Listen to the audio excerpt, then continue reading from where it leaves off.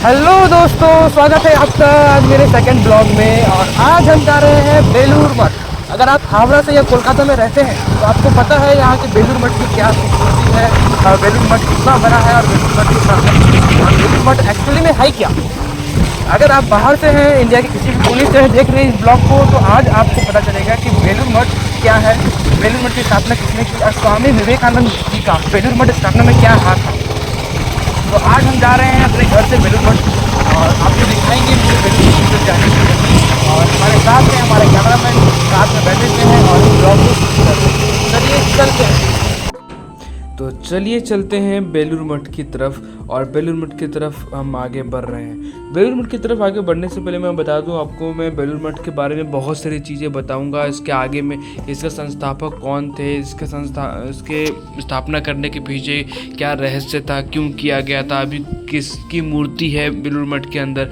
लेकिन सबसे पहले मैं ये जानना चाहता हूँ कि मेरे दर्शकों से कि कौन कौन बेलूर मठ गए हैं और अगर आप गए हैं तो आपका एक्सपीरियंस कैसा रहा, आपने क्या क्या वहाँ से सीखा और आप क्यों जाते हैं बेलूर मठ, आपका जाने का पर्पस क्या है।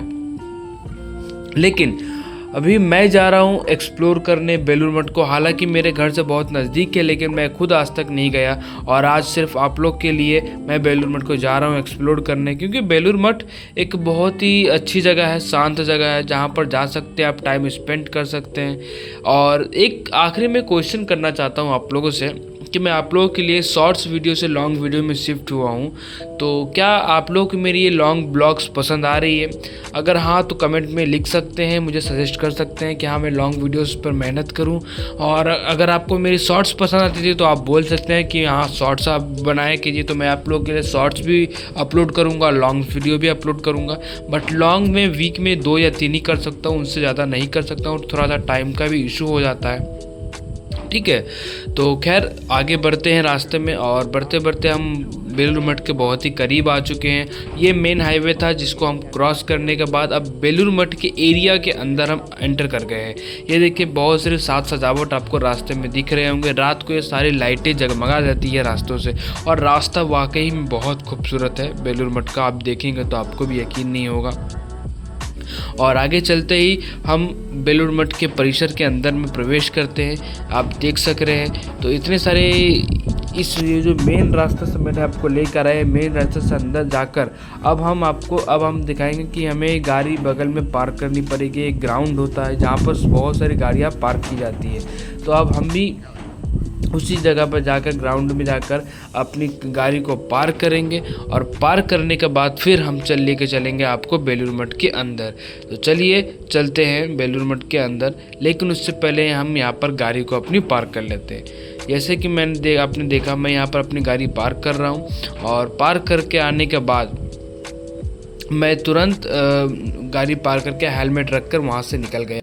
जैसे ही मैं गाड़ी पार्क करके आया तो मुझे मेरे सामने में 3 बहुत ही क्यूट सी लड़कियां दिखी, जो कि बहुत ही इनका रिएक्शन काफ़ी अच्छा था मेरे प्रति, तो बहुत अच्छे से मुझे देख रही थी।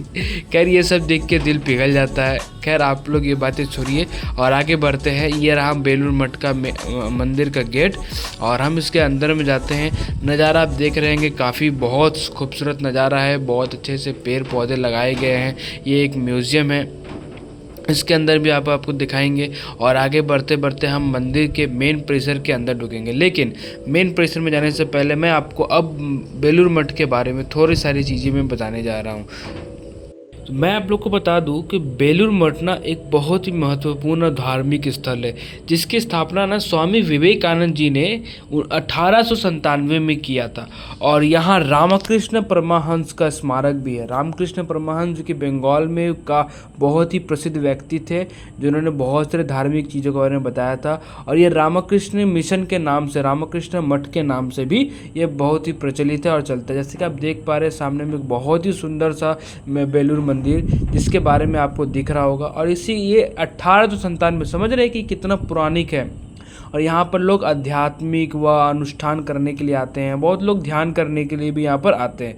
तो अब आपको लेकर चलते इस मंदिर के अंदर। मंदिर के अंदर फोटोग्राफी अलाउ नहीं था, तो सिक्योरिटी गार्ड ने हमें मना कर दिया, तो इसलिए मंदिर के अंदर हमें बहुत ही छुपके से थोड़ा सा इस फुटेज में शूट कर पाया हूँ, जो कि आपको मैं अभी दिखा रहा हूँ। और अलाउ नहीं था, तो छुप के मैंने जो थोड़ा सा रिकॉर्ड किया वो मैं आपको अभी दिखा पा रहा हूँ।